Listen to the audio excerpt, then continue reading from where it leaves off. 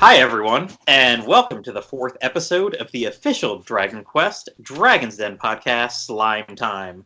This is Plattym3 coming to you from not the garage today. I got a bedroom in Florida. And this is Liamland coming to you from a blanket fort in New Jersey. So you still got the blanket fort. Yeah. I haven't yet padded the entire, soundproof the entire room yet. Life goals. You can be working on that. Me, I have air conditioning this time. I'm not sweaty and dying as I was last time. Although you might be this time. Yeah, I mean, for my choice of drink today, I went with hot tea under the blanket fort, which I guess was a bad choice in retrospect. Well, I'm getting the mental image of the Ace Ventura Rhino scene. Okay. It's good. Well, that voice that you just heard, everybody, that is our artist, the guy who made our art for this podcast, the one, the only, Dwaine. We'd like to welcome Dwaine Bullock to join our party here.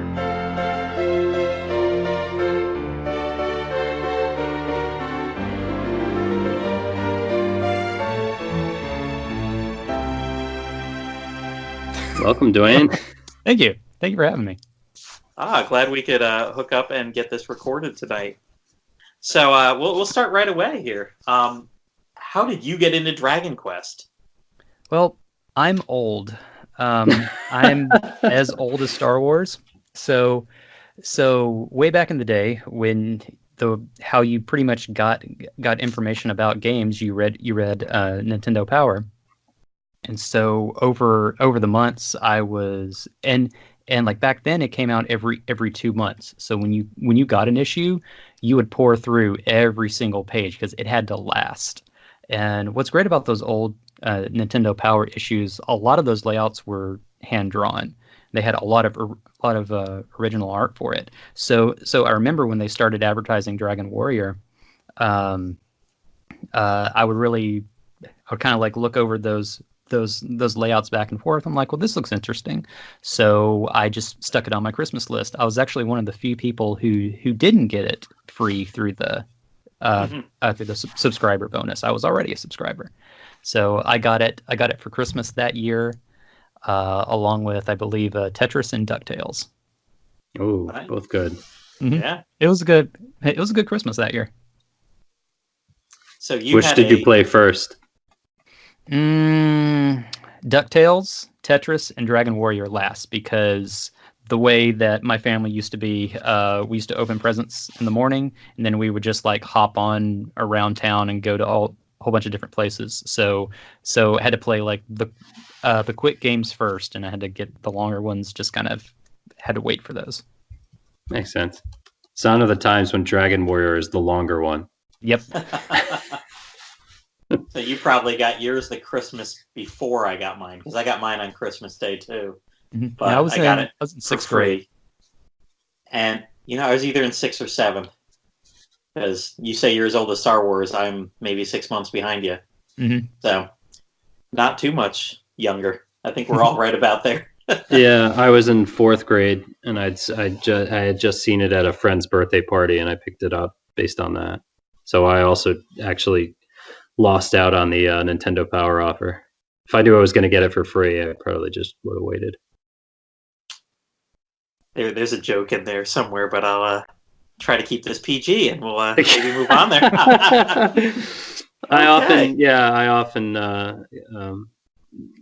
inadvertently say stuff like that, as you well know, Platty, through our chat. It's okay. I do too. It happens. Yeah.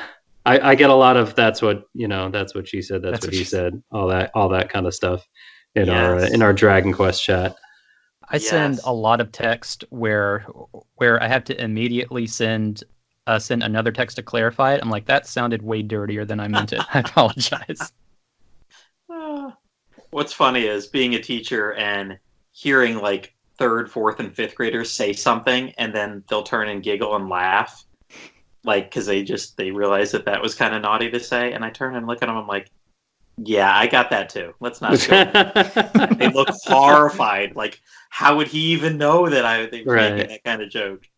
I mean, like I get it. sad. It's sad because I'll be in the grocery store and I'll just walk past the deli section and I'll see like a package and it says wieners on it. I'll just yeah. Yeah. Oh, and I saw a truck yesterday that had a very unfortunate name. It was a meat packing company and it was called Action Meat.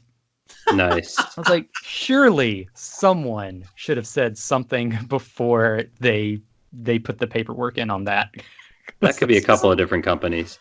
Yep. But yeah, when we go grocery shopping at the Japanese grocery store, to pick up meats or shabu shabu or other Korean style barbecue, we'll get like pork butts. See, and it'll just it just says pork butts like written on there. I'm just like, wow, once my son's old enough to appreciate that, that'll be a good day. But anyway, now back to our regularly scheduled program. But anyway, Dragon Quest. Mm-hmm.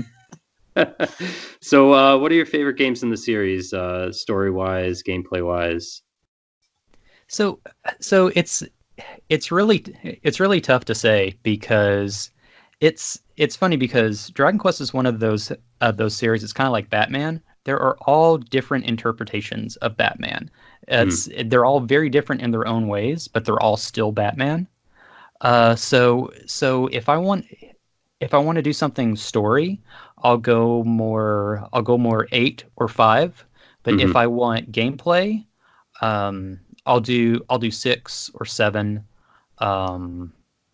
So like the job class skill progression wise. Mm-hmm. If I want to just build up skills, I'll do 3 easy. 3 I think is the most fun just to build up a class. Quick and easy. There we go. So now thinking of all those games, if you only had one for the rest of your life, you're like, this is it, Dragon Quest is gone, but you can pick one to save. Which one are you going to bring to the desert island with you? I mean, I'd have to say 9 because Dragon Quest 9 was a game that was built to play forever. Because you can finish the game in just you can finish the game in just a few hours, but you can just keep on getting maps and keep going for forever. Dragon Quest 9 was the first game I ever got to level 99. Like not only ever got to 99, but got to 99 I think 5 times because it just makes it so easy to do that. Right. And you never really get bored with it. Dragon Quest 9 holds a special place in my heart for like a few reasons, but I would have to save that one. Yeah. That's a really good one, and of course I'm going to go off on because you brought up Dragon Quest 9, I now have to talk for like 5 hours on it. But but yeah, every time we meet up at Nintendo New York to play for multiplayer meetups for Dragon Quest 9, even like 9 years after the release, it's like it's within the first year. Like the fun is still there. It still holds up. There's not a lot of multiplayer games like that you can say that about.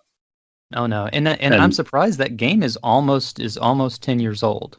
Yep, it is 10 years old in Japan, right? That's right. Japanese version is a decade old, and it hasn't been remade yet. It's really surprising. Well, yeah, I mean, there's talks. I'm pretty confident that they're going to remake it. They just haven't announced it yet. And that's like based on a couple of like hints that I saw. I think we had this conversation, Platy, a while back, but yeah, just seeing some official posts that kind of asked, what do you think about 9? What would you, what class would you be if 9 got remade or something like that? And I don't know. I have a good feeling about it. I think Japan would want to see it, and I think the US would love to see that as well. Oh yeah, isn't it one of like the top selling games of all time in Japan? I don't have the numbers in front of me, but yeah, sure. Yeah, That makes sense. Yeah, and didn't they have some sort of weird weird Dragon Quest IX stream with like Yuji Horii came on, and people thought that they were going to announce something, but they didn't. Everyone was like, Dragon Quest tease. Yeah, it was like everyone was like, "What's this?" I mean, I think like maybe it was to prepare people for how they were going to react the same way for the ending of Dragon Quest: Your Story. I don't know. I was like, really? Which I've not read that? the spoiler on. I've not read the spoiler on, so let's keep that on the deal. You still don't know the spoiler yet? I still don't know. I don't want to know. Oh my gosh. Live a happy life. Yeah, I'd like to actually watch it someday and not know. And even this is going to be a challenge because we're going to be recording next. We're planning on recording with Pendy, who went to Japan and on a trip to specifically see the movie. Nice. And yeah, he knows everything about it. We're going to try and get through that spoiler free, but that's yeah. I've been holding. I've been just like every time I see an article or a mention about it, I'm just like, nope. Turning it off. Wow, that's pretty impressive. Yeah, I appreciate you not making spoilers or fake spoilers. Yeah. You know, he marries Percy instead of. Well, actually, the entire Dragon Quest VI cast shows up, and that's what ruins it. Yeah, right. I love 6. 6 was how I rediscovered the series, really. Oh, I really likes it. I like 6, yeah. Naysayer there. Because I like the character designs of 4 and 6 a lot. And even before like Party Chat was a thing, I just really kind of got what the personalities of the characters were like just based on the design, you know. And you just kind of formulate that when you're playing the NES version or even the Super Famicom version. You just kind of have a sense of who these characters are. And then, you know, Party Chat is definitely an addition, a good addition. But yeah, we kind of grew up on Dragon Quest before that.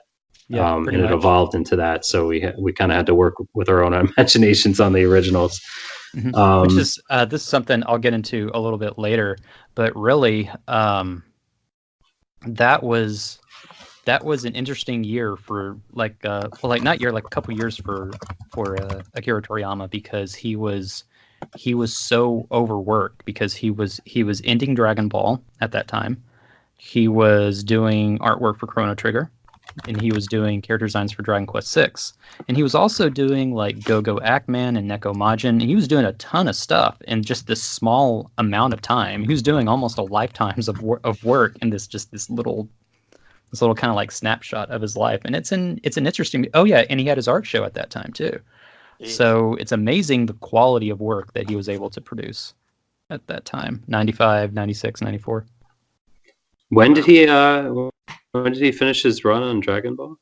Dragon Ball ended in 96, I believe.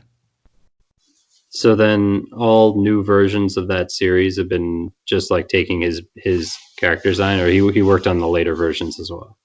I think he writes the movies because he wrote the one where Frieza returns and the one after that, I believe. And he writes the Dragon Ball Super manga, but there's another artist, his name is Toyotaru, I believe I'm pronouncing it right. He's the one who draws it. So, but he still does character designs for the various specials and whatnot. So, and games too. Interesting. To circle back to Dragon Quest IX for a minute. Okay. Somebody else was asking about this on the Den the other day, and I pulled out my little Platy stamp. Oh yeah, it's not coming. But I have one that says it's coming. Oh, and I put it there, and someone was like, "Wait a minute, you actually have that stamp?" And I was like, "You know, we have now that we have the Dragon Quest XI Definitive Edition. I mean, Dragon Quest X gets updated all the time. We've literally got a remake or a port of every other game in the entire series. And Dragon Quest of the Stars is coming as well on mobile. That's coming in 2020. Of course, they're teasing us a little on the beta, saying Canada and Taiwan only. Yeah, well, Platy Platy Canada is going to try to check that out next month. So, yeah, I heard about Platy Canada. I've got the VPN set up for my phone. I've got the VPN for my computer that let me get on the Google store. So we'll see how all that works. Well, you can play multiplayer with King Zenith. Oh yeah, that's right. You see, 10 is one of those games, just like modding a 3DS. You have to go through such hoops in order to play it. And it's weird what like a region lock that they have down on that game. It seems that they would be grateful for someone who actually wants to sign up and pay the money. Why would you not take the money? Yeah. Well, I think a lot of it has to do, I don't know, it could be somewhat nationalist where, like, you know, there was a poll that went out, and this was like heartbreaking for someone who really wants Dragon Quest X to come to the West. But there was a poll by the developers to the Japanese fans saying, like, should we open it up to, like, outside of Japan? And, like, it was notoriously voted down. And it was just like, thanks, you know, guys, we love you yeah. Well, I mean, at the same time, you know, they think a bunch of people who don't speak the language are going to come in, and, you know, basically it'll just be like a whole rush of foreigners on their game, which makes sense. It makes sense to a certain respect, but at the same time, the time zone difference being about 13 hours apart, it wouldn't be nearly the same time players would be playing, so it would just be, you know, continuous. But, like, yeah, I can understand that to a certain extent. It was just kind of sad to see, you know, considering even the fans who, like, hate MMOs want to play this game. Yeah, I was very interested by. Oh, go ahead, Dwayne. Maybe they saw what happened with Ultima Online and just thought, we don't want these Americans in our game at all. Get them out. They'll turn into the Wild West. So Dwayne, any games you haven't gotten around to playing in the series but want to? Yes. Other than 10? I'm a bad fan. Because pretty much any modern game I have not played. Because I have this weird relationship with games these days. It's because I'm so busy doing one thing or the other. If I play a game, it's only for less than an hour. I'll play Pokemon Go, but that's because, like, I'm outside doing something. I'll take, like, an exercise break after dinner or something like that. But I've only played the only one of the modern games that I've played Dragon Quest Heroes, which I really enjoyed. It has a fantastic localization. I'm at the end of it. I can go ahead and beat it, but I just haven't had time just to really sit down. And what's sad, I own all these games. I own both versions of 11. I even bought the fancy collector's edition, which is beautiful. I'm so glad that Square Enix made that. I have all the versions of Builders. So I've bought them all. I just hoard them, and they taunt me. they sit on the shelf and they taunt me. Well, that's not sad. At least you're, you know, contributing to the you know, the series and adding money to. Mm-hmm. Square Enix has no problem with you. No, yes, they will gleefully take my money. Yeah. roll around on it, like Scrooge McDuck. Yes, just diving in. I imagine a Michi in just this giant money bin of just money and slime plushies, and just diving into it. Which, by the way, she was involved in Slime Nights for those who don't know, and I'm very glad that she's working for Square Enix now as a community manager. It's awesome to have someone that's like actually a big fan and has been involved for the longest time, actually, like, working and helping out. I think that's awesome. Yeah, absolutely. She got her name in, I think, the past 2 games, Dragon Quest 11 and Builders 2. Mm-hmm. And she does a lot of stuff on streams and stuff too, interviews and coordination and all that. She does. Yes. She actually I did an awkward interview with her that was, I think, so awful that it never made it to air. Oh, really? I think she may have just, like, out of pity buried it. But it was basically like it was at Anime Expo in LA. I went out to see Yuji Horii and I played the demo for the first time. Oh, nice. And all I could get out, I was just like super nervous because it was just an on the spot. Hey, what did you think of the game? Like with the camera right on me, I'm like, I like the part with the horse killing monsters, and like other than that, she's like, so you had to sell some of your collection to get here, huh? And I just was just like, yeah, I sold half my Dragon Quest collection to buy the tickets for this, and it was just, man, it was true, but it was also like it was kind of a downer for me to like admit that like that's what I did to make it all the way to LA for basically like less than 24 hours just to meet Yuji Horii and then fly home and help my wife with the baby.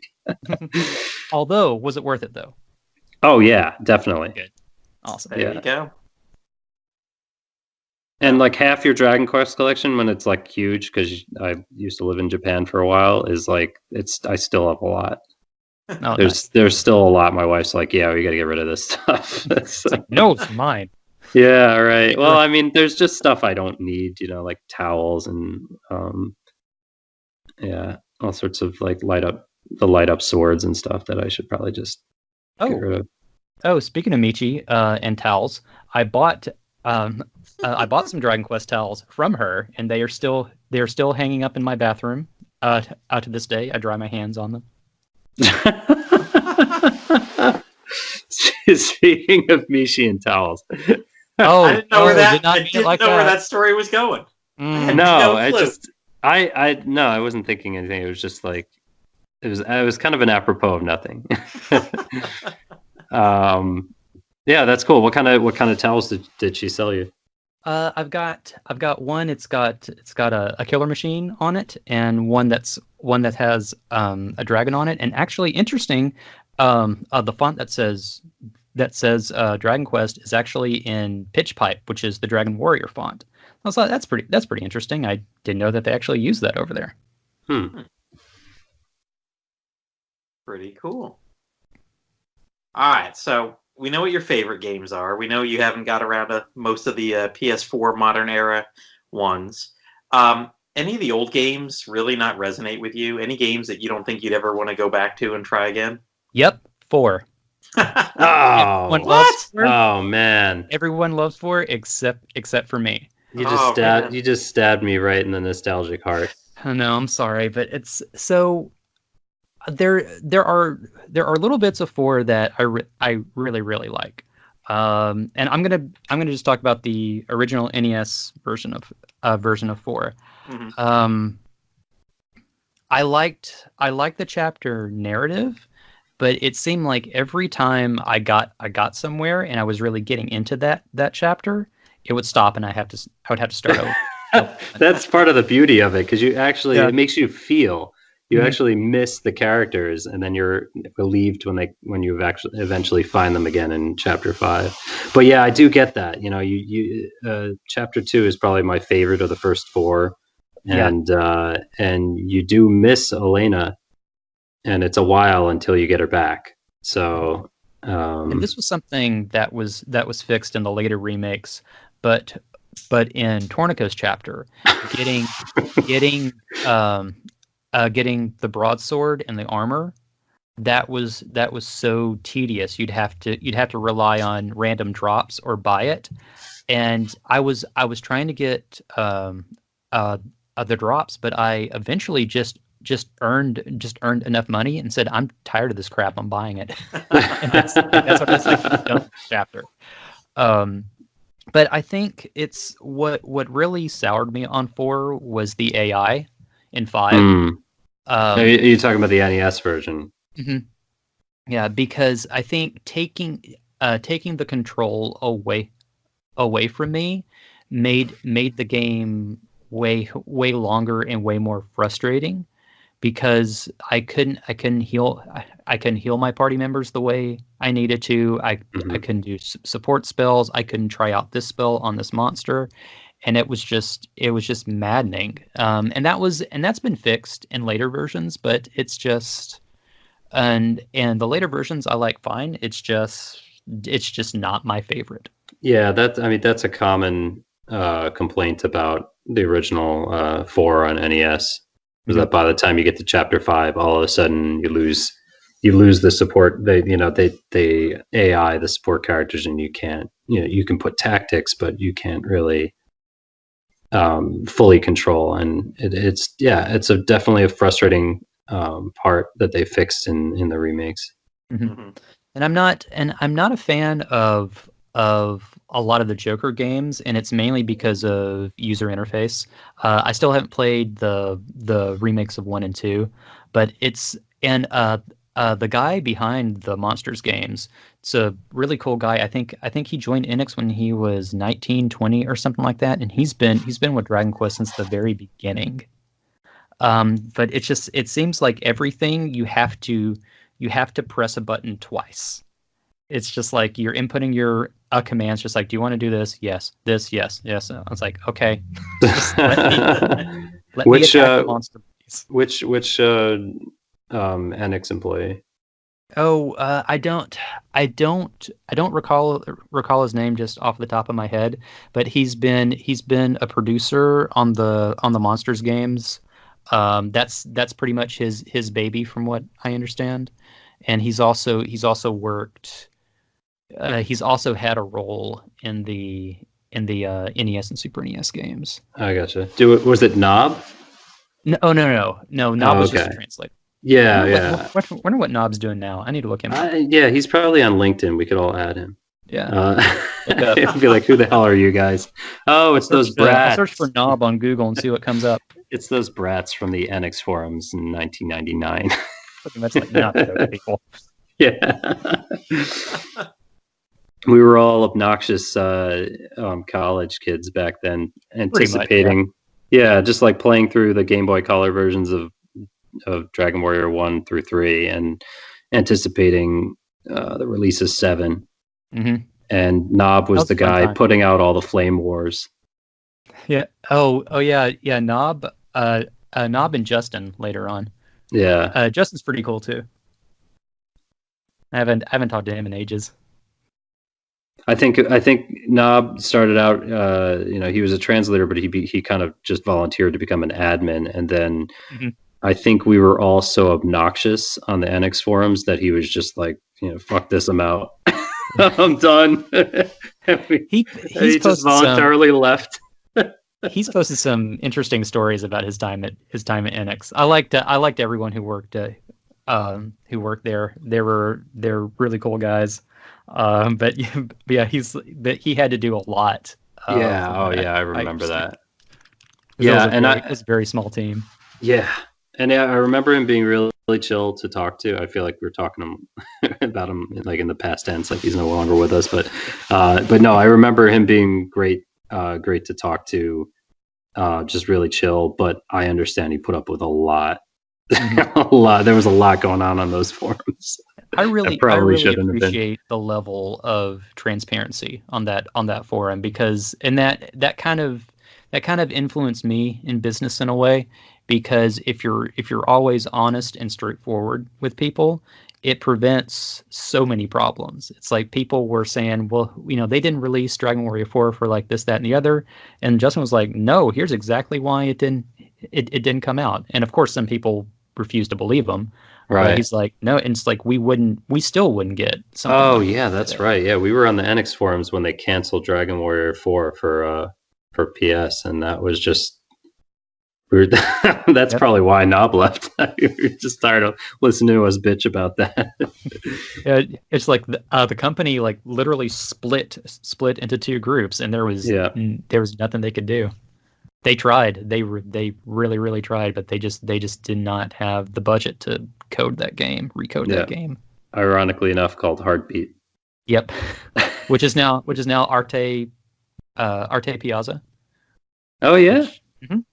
Oh, well, see, I think what it was, the coding side became Genius Sonority, I believe is how you pronounce it, and the art side turned into Arte Piazza. And they're their own separate companies. Manabu Yamana is still involved with Genius Sonority. And he was the coder. He was like a Chunsoft coder, and I think that was the company he started or something like that. I may be getting that mixed up. Please correct me if I'm wrong. You hear that, internet? Yes. I have no idea. The internet will let us know if you're wrong later. All right, so Dwayne, you do artwork, but and go ahead, tell everybody what your job is, because I just saying you do artwork is minimizing everything. Okay, I do illustration and graphic design. All right, so I know a lot of your stuff. We've mentioned before where they can find you, but people don't know that you have your own Dragon Quest website. I do, sort of. Yeah, definitely. Your site, and we're talking about DQ Shrine, was probably one of the first fan sites I've ever visited for Dragon Quest back in the day. It was originally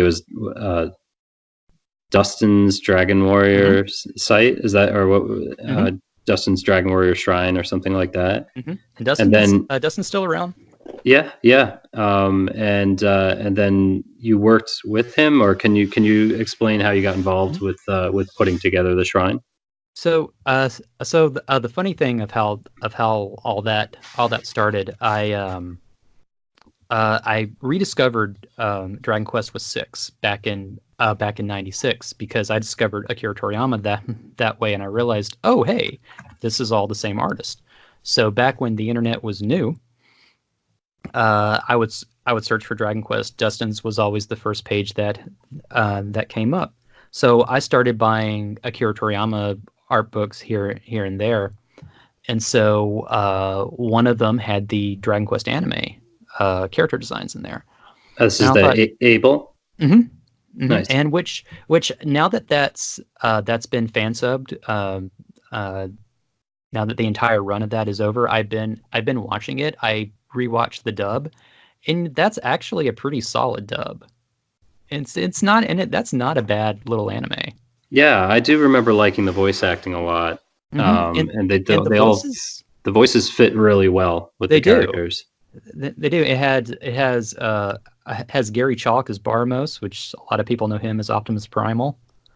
And there are some clunky lines here and there, but it's one of those things. I think if that had been a daily show, just like a Disney afternoon type of schedule, instead of 5:30 in the morning on Saturday, I think it. No, it was Sunday morning. It was Sunday morning. Oh, really? Oh, wow. Yeah, it wasn't even a Saturday cartoon. It would just, you'd have to get up, and the only reason why I even know it existed back then was because I used to, when I was a kid, I used to get up crazy early on the weekends, and just like everyone was asleep, so I'd just run downstairs and watch TV. But yeah, 5:30 on a Sunday, Dragon Warrior anime.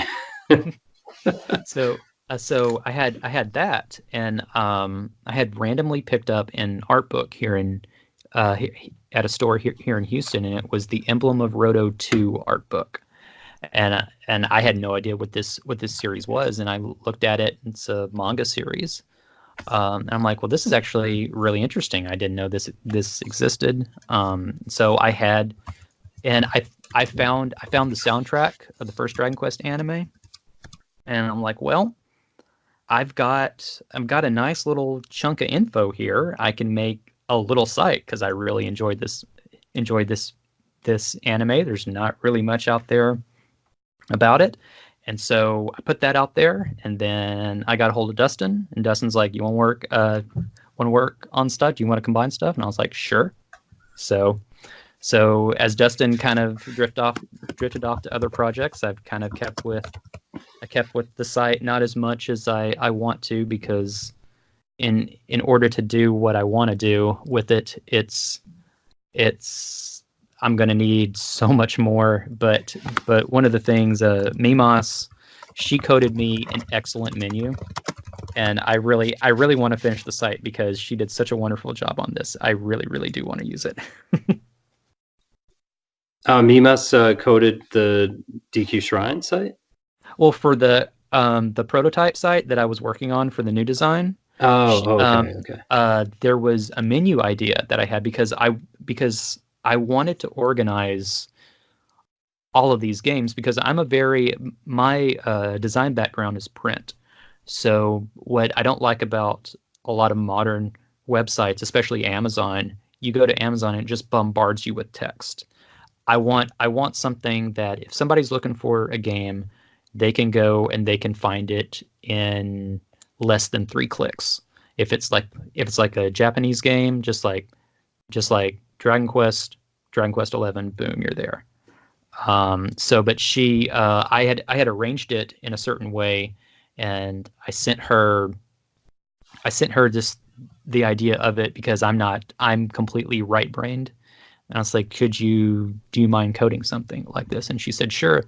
And she made it and it turned out perfect. I love this menu so much and I want to finish the site so I can use it. Nice. Well, it's good to have long-term goals. Mm-hmm. And Mimus was she was on the original Slime Time podcast with you, right? With Saigon. Saigon, yeah. Destructor. Oh yeah, it's Destructor 526, who is yeah, he's from Brooklyn. He's part of our. He hasn't come for a while, but he's part of our Dragon Quest IX meetup. Awesome. Is he the one that was doing the Joker updates? Yes, yeah, with the stats. Your favorite part. That went so far over my head. I was like, "Say what?" Platty's like, "Oh man, there's too many stats on this." I'm driving down the road trying to make sense of a 10-year-old game, and the stats behind it. I'm like, I'm lost. I'm lost. Just one of the things about Japanese Dragon Quest sites is I always want to make something that's visual appealing and engaging to everybody, no matter what type of fan you are. But then, like Japanese sites, it's all numbers and stats, and it's just like, whoa. I have looked up lists. I remember back in Caravan Heart days, just finding lists and lists and lists of stuff. And I mean, ever since the few times now Google can translate it. And when I was going through Terry's Wonderland and Joker 3 last year, trying to find breeding combinations and trying to match what the translators had picked based on what Google was translating, the many sites. But you're right, I just found pages upon pages of lists of stats on everything. Yeah, I mean, even before Dragon Quest IX came out, the fans, or maybe even some of the developers, had come up with this list of to really just reverse engineer the RNG. So by the time it came out for us, Yab's DQ9 tools were already completely usable to basically do check to see what items were in blue chests and rig the alchemiracles and all that kind of stuff. Which there was the great debate whether that was cheating or not.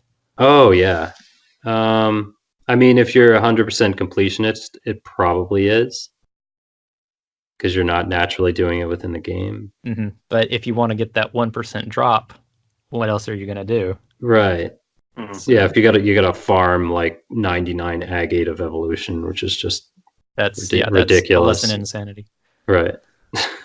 But even though the site is in a dormant state, if it has to end, I'm glad it's kind of frozen at the Plus Alpha interview, because that's one of my top 5 favorite portfolio pieces of all time.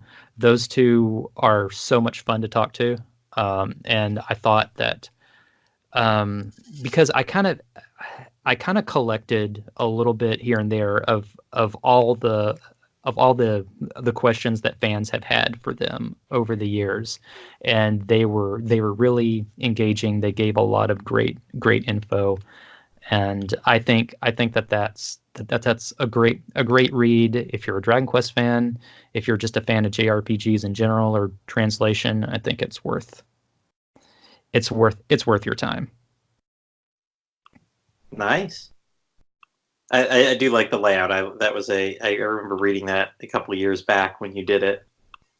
Oh, a fun little bit of the layout. I've got a script dump of Dragon Quest VIII, and they left some of the development notes in it and so when I sent Will a draft of it to read, I put some of the development notes as like a piece of paper in the background, and he was like, "Where did you get that?" And I said, "Oh, it's in the retail copy. It's part of the script dump." And he's like, "Really?" And I said, "Yeah." He's like, "Oh, okay. Well, do you mind taking that out? Because I don't want Square Enix to think that like we gave you proprietary information." I was like, "No problem, no problem. Happy to do that." That's pretty funny. The shrine was also the house of some of the rare official artwork that you just couldn't find anywhere else, including a couple of gems that I remember, like the Dragon Quest IV claymation. Oh yeah. Which I only have a low res version. You said you had a rescan of it, but I need to get that from you at some point. But yes, it's like a lot of the rescans are there. They're just named differently. I'll give you the different names. In fact, I've gotten a lot of emails. And I'll just tell them like just rename it to this. It's fine. Just like it's all there. Yeah, but a lot of that stuff, I tracked down the art books way back when the Dragon Quest Monsters art book was new. There was only like one site, I think it was animebooks.com, that carried it. And so ordered it from there. And it's funny to see how many places those that artwork has popped up over the years. But guidebooks, a lot of those Dustin and I tracked down. Some of the newer ones, a really awesome fan sent those to me, and I'm mega grateful for that.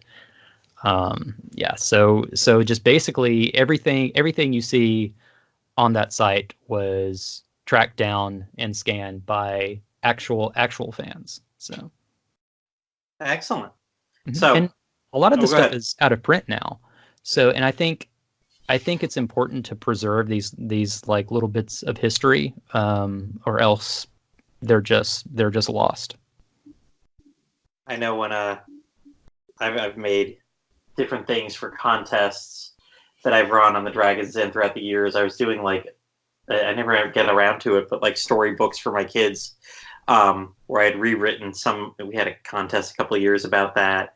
I will say a lot of times I go searching for artwork. Even I think for some of my Mary Thwack Puff Puff posts, it just searching up names and everything, it'll lead me invariably back to you. There's a John Mayer song called Back to You. Actually, the first John Mayer song I ever heard, and I always think of that song because when I was searching for resources and things like that, I would encounter the same problem. Like, I can't be the best resource on this. No, no, there has to be better stuff. Oh. So, speaking of being a resource to people in the Dragon Quest realm, you were involved with the fan translation of the PlayStation 2 version of Dragon Quest V. How'd that come about? Tom wrote me one day, who was the coder on that project. He's like, "Hey, would you mind taking a look at the script?" And I said, "Sure." So I looked at it, proofread it. I still have the original page bookmarked in Firefox. So, and I said, "Hey, do you mind if I kind of punch up these lines a little bit, just so the sailors sound like sailors and the kids sound like kids and things like that?" And they're like, "Sure." So I started working on that, and it kind of turned into a thing. But that was the first localization that I've ever done. I know Dragon Quest V inside and out now. I know more about that script than I ever thought I would ever. But funny thing is, the last episode you mentioned, the translators mentioned how the script was organized. The script was organized, just the main game script that we all know and love is at the top, and which is, I think, was two kind of blocks, like kind of format blocks of text. I don't know the official name, but everything else in this giant list was all of the party chat. And so going back and trying to figure out, okay, this line goes here. They say this line after this instance over here in this town. And Tom actually figured out how to link it to the line that it was referenced. Mm-hmm. And another project that he was doing, he has it arranged that way, and that made it an absolute dream to work on. Nice. So you were just involved with the actual translation part. Mm-hmm. There was another translator, Jerb, who I believe he worked on Slime Mori Mori 3. He also worked on 5, and he had the kind of the direct. I don't want to say direct because that has a negative connotation. He did the first run, and I did kind of the localization and characterization and things like that. So got it. Cool. And because you don't speak Japanese, do you? Not much. I can read better than I can speak it, but okay. I can read some. I don't know much kanji. I have a good I think first or second grade understanding of Japanese at best. So okay. So you're the only one here that has been on the original, and I think you were even on the reboot of the Slime Time, right? Mm-hmm. I hope I sound way better on the mic now than I did back then. Wow. I hope we all sound way better. I mean, that was a long time ago. They had what they had, and that's fine. We hope to get some of them back on. We've contacted everybody that was involved in the past and got their Absolutely, blessing. I missed them. Yeah, so hopefully we're gonna get them on. We've got our list of who we wanted to hit up first, and then we want to just have lots of people on as we move forward and do a monthly or twice monthly as we go on. We have no set schedule, so but yeah, we'll hopefully hear from a lot of them in the future, and hopefully everybody's upgraded their audio quality by now. It's also funny to just listen to the old stuff and they're like, oh, Dragon Quest X just came out in Japan. I can't wait for it to come out in the US. And yeah, it was so sure. Everybody here we are like 10 years later. Still waiting. Just still waiting for that one. Well, I mean it stinks, but I can see why they haven't released it here. That would be a giant localization effort and an localization effort too. I mean, ongoing. As much as I love Dragon Quest, if I was the boss, I was like, no, we don't have enough money for that. Right. Yeah, they're not going to see the returns. I mean, they might turn it, but what kind of profit? It's not going to be whatever you're going to get. We need more Smash fans. Yes, more Smash, more angry, more mad hoes, I guess. Yeah, hoes mad. Oh man. Well, and it's hose, HOS, not HOES. I don't like it when people don't do right by their hose. It's rude. Yeah. Well, good luck on that argument, because all the memes are HOES, which I guess is that a garden, like the garden tool? Yes. They are two distinct different things. Well, they can be mad too. This is a perfect segue into the end of the interview portion here, because we love to play a little game called Marry Thwack Puff Puff. Mm-hmm. And I, not knowing these ladies personally, I don't believe any of them are a hoe. They didn't. I know one throws herself a little bit at people in the game, but we've got 3 ladies for you to play Marry Thwack Puff Puff with. Go ahead. I was going to say, since you haven't played many of the new games, we went retro style for you. All we right. Went back to the original trilogy, and here's your 3 choices. Okay. You've got Princess Gwaelin. All right. From Dragon Warrior 1. You got the Princess of Moonbrook. All right. Hold on. Human or dog form? Human. I think I asked that in the first episode. We should have clarified that again. Yes, you should have. Again, yes. I think we did that the first one. So Human Moonbrook, yes. Human Moonbrook. And Erdrick's mom. Okay. All right. He didn't even bat He didn't even bat an eye at that. He's like, okay, let's do this. Okay. You're 16. They had kids back then. She's younger than we are now. I mean, Mary, I'm gonna go with Erdrick's mom because she's got a nice house. Easily, just like if you're tired, worn out, easily accessible, free. You got an old guy in the side bedroom, but he never bothers you. That's and I mean she's always welcoming. She doesn't mind if your friends come over. I mean, Erdrick's mom, Mary, easy. Yeah. Thwack, Gwaelin, just because she's really, really clingy and just like, I love you, you don't even know me. So, but Puff Puff, I gotta go with Moonbrook, but in dog form, because if it's a golden retriever dog, you just gotta stick your face in that tummy and just go.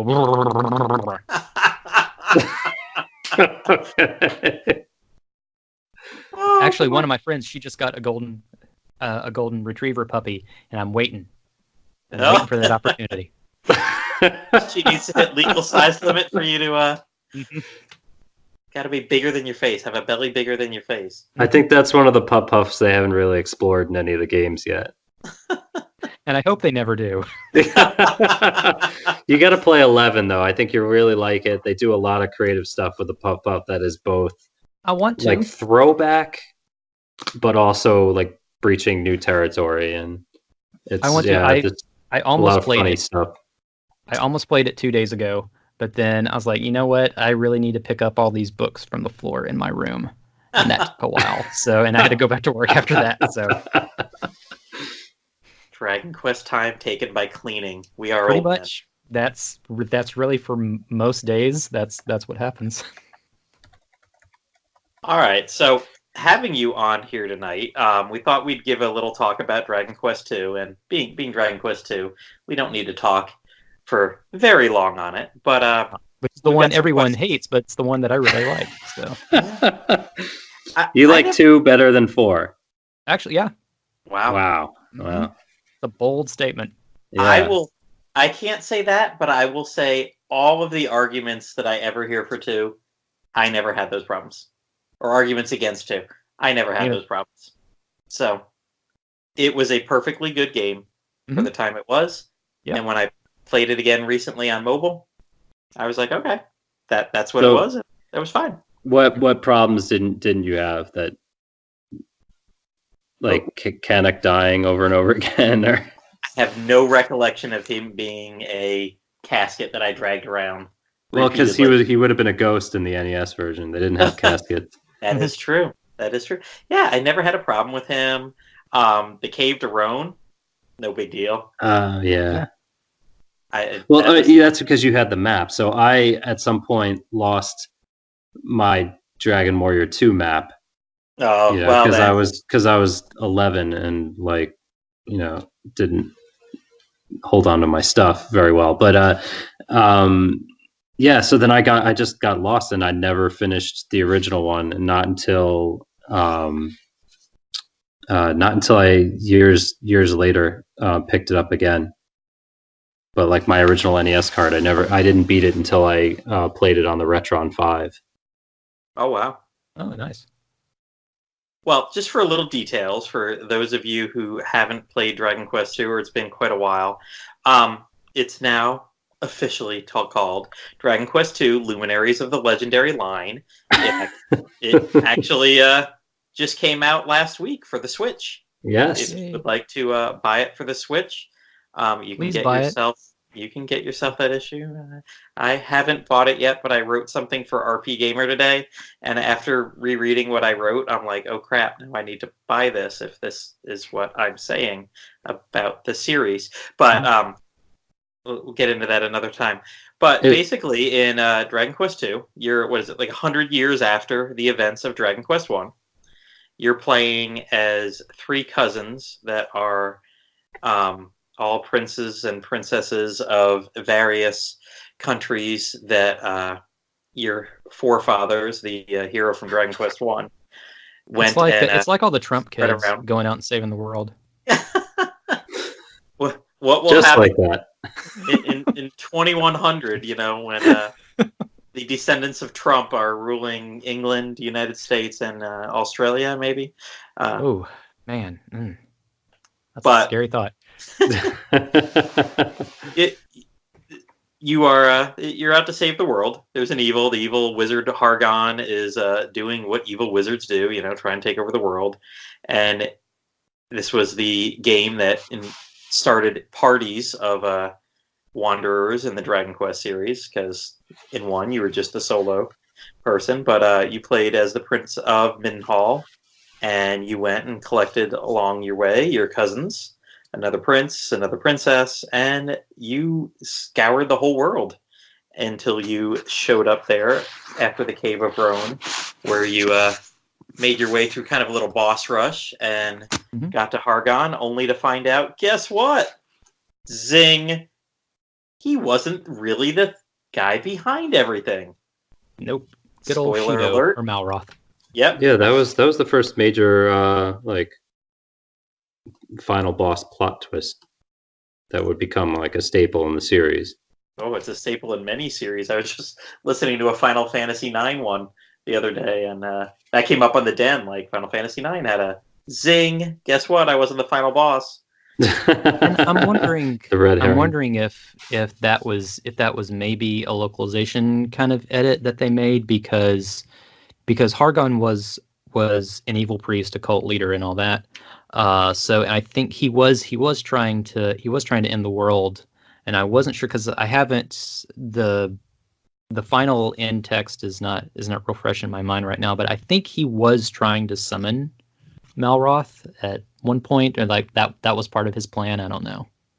Yeah, Yangus over on the Den mentioned to me that and God knows what I remember from the NES days too. So, but he said it is brought up in like the Game Boy Color and the mobile ones. I mean, it's not out there a lot, but it is mentioned like, oh, Hargon, he's trying to get the summon the Demon Lord or something like that. So it's not completely out of the blue there. And Dragon Quest II set the stage for the biggest game release of July. Dragon Quest Builders 2. Yep, which is sad that I haven't played it yet, because like it's based off of 2, that's my game. So it is quite cute, because right at the beginning of the game you get a partner, which you never really had in the first game except for occasionally, but you get a partner who sticks with you the whole game, and it's Malroth. Yep. Human form Malroth, like, hey buddy, you landed on this island too. Let's be friends. I'll keep banging stuff because I like to destroy stuff, and that's kind of a running gag throughout the whole game. Every now and then he gets all excited and he wants to build something just like the builder does, and he goes over to the crafting table and tries to build something, and it always blows up in his face. Oh, that's cute. I love that. Like, he's trying to make like a wooden club and it explodes. Like, right. And it's funny because I've seen people who have no experience with the Dragon Quest series. Liam and I are both always drooling over some of the designs on the Dragon Quest Builders Facebook group. Oh, yeah, they're amazing. Oh, nice. I didn't know that existed. I'll have to check that out. Oh, my gosh. The stuff that they have designed there. Liam and I are very content with our rectangular mud. Mud castles. Yeah. And there are people like recreating entire towns in Dragon Quest down to the smallest detail. Yeah, it's like insane. Somebody made, I think his name is Ben XC, made the entire Link to the Past map. Oh, yes. Wow. That's impressive. And like with down to every single detail. And somebody else made like the Notre Dame Cathedral, probably in homage to like the fire that was that they had there over the summer. But like the designs are absolutely, I don't know where they get their ideas or what, but we got some real amazing artists. I've been seeing Dragon the fan Quest art Builders. shares on the official Dragon Quest, and those have been pretty awesome. But I'll check these out for sure. Yeah, definitely. It's a lot. Yeah, it's great that they do the fan art Friday stuff for builders. There's a lot more to see on that Facebook group as well. So we whenever we mention that, we always caveat like our designs are bad, but go here to see good ones. You know. Exactly. It seems to really be resonating. Oh, I'm sorry. Go ahead. Oh, I was gonna say, go ahead, finish up, Green. Yeah. Oh, it's Builders 2 seems to really be resonating with people. It's getting a lot of non-Dragon Quest fans, and that's getting them into the series more. But it's just like, if nothing else, it's like I figured it would be nice to get Builders 2, but I didn't really imagine it doing as well as it is right now. So I'm really happy about that. Yeah, I mean, between all the photos, people are always posting comments like, "Hey, where do I find this item? Where do I find that?" The first week or two when it was out, watching the amount of people that were like, Malroth just wanted to name the island that you landed on his Empire of Evisceration. Is this guy like evil or something? It just, how many times I saw that come up, like, do I get a bad feeling about this guy? And like, knowing that these people are 100% genuine because they've never played, the original game or the mobile port or anything of it before, you're just chuckling in the background. That's and awesome. the way it's handled the way it's handled in the game is pretty good. It's they do it good, but yeah, he's right there with you the entire 60 so hours of the game and any post game that you choose to do. So yeah, it's neat that they're keeping up with that. After the first Builders was a what if scenario after 1, the second one ties into 2, and it'll be interesting if they ever come out with a third one. Yeah, it's what the heck like, they I play think with 3 the would be really ambitious. It's hard to say what they could even add at this point. Mm-hmm. I mean, 2, especially the post game, is just, here you go, do whatever you want. You've got unlimited stuff to do, and throughout the game, you start unlocking unlimited supplies of some of the best building material and ingredients to make other stuff. So, whereas in the first game, you were always out there getting every little piece, and honestly, I never had any motivation to do the extra game mode, the free build. And I know there was awesome stuff out there for the first one, but I don't know, maybe it's just more visual, or maybe it's because the Switch can share so much quicker and easier to social media and everywhere that this number 2 just seems way more. As a game, it's much more polished. Any complaints from the first one, they listened to, they took care of that, and yeah, it's hard to say what you could do to elevate number 2 to number 3. Yeah.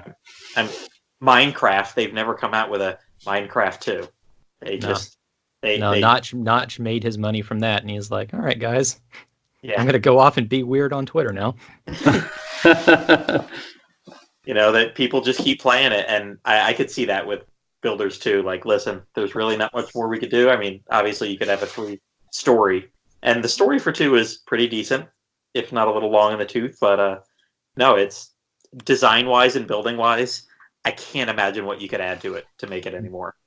Yeah, that's always the mark of an excellent sequel, is when, which is why I like Dragon Quest 2, is that it takes the concept of from the first one, builds on it, improves on everything else, and is still a very robust experience that can be enjoyed by itself. You don't have to play the first one or the third one to really enjoy it. So yeah, although I mean, it does help. There are some tie-ins between 1, 2, and 3, particularly a left guard being in all 3 of them. Mm-hmm. But what I liked about Builders and Builders 2 is that it sort of answers the question of what happened to Breckenary. Oh, really? And well, I mean, if you consider the fact that Breckenary is in the original Dragon Warrior, it's I think it's east of Tantagel, and then in Dragon Warrior 2, it's like on the west side, like adjacent to the castle, and then in 3, the castle is like a long footpath away from Breckenary, like right outside. So it's like it's the same town. It's just the town keeps changing positions throughout the ages, and I just kind of imagine it's because like the monsters came in and destroyed it, and then they had to rebuild it multiple times throughout the ages. We're talking hundreds of years or so with the descendants of Erdrick, or the descendant and then the descendants. Mm-hmm. So did you guys both played? Liam, you mentioned how you played it originally, and then you had to come back to it later. Dwayne, did you play it when it first came out? I did. It came out. I saw it for rent in the grocery store before I ever saw it in stores. So I rented it and played it and beat it. And then because I have family that lives out of town, when I was little, I could always open one gift before we went out of town, because it was like a week or 2 weeks or something stretch. And so my dad had gotten me Dragon Warrior 2, and even though I had already beaten it, I still cracked it open, played it, loved it just as much, and actually built up the save file even more. Didn't quite max out the levels, but I explored every single tile in that map and entered the NX Dragon Warrior 2 contest, all that stuff. So what was that? That was they ran an ad that like what you had to do, you had to type up an essay about Dragon Warrior 2 and submit a photo of yourself with a picture of the end screened, which was actually really nice. That was something the US versions had that the Japanese didn't, and they haven't. I don't think that they've been in any of the remakes, so you got a couple of like little bits of merchandise. I placed second, so I got a Jailers and Watergate keychain, and the grand prize was a pre-release copy of Dragon Warrior 3. Oh wow! And I don't know who won that, and that person has never really popped up. So I'm trying to look at release dates and try to remember which one it was, either 2 or 3. And looking at the release dates, I'm gonna guess it was probably 2. I remember getting it pretty quickly after it released, maybe within a month or so, and it was I was in middle school. For some reason I got to just take the day off, and maybe I was sick, because I remember driving around with my mom all day. Oh, geez. This was long before I'd be able to pull that off. But I had to drive around with my mom all day. I had to pick my sister up from elementary school, which, again, looking at the dates, it had to be 2. But going to Babbage's at the mall. Oh, Babbage's. Wow. Mm-hmm. And picking it up. But I remember, like, we were there in the morning. We're there around noon. And I had it, and I opened it up, and I'm pouring over the map and pouring over thing, like, oh my gosh, look at this, because you used to get the maps and the little guides and all that stuff in the box. But we didn't get home till 4 or 5 hours later.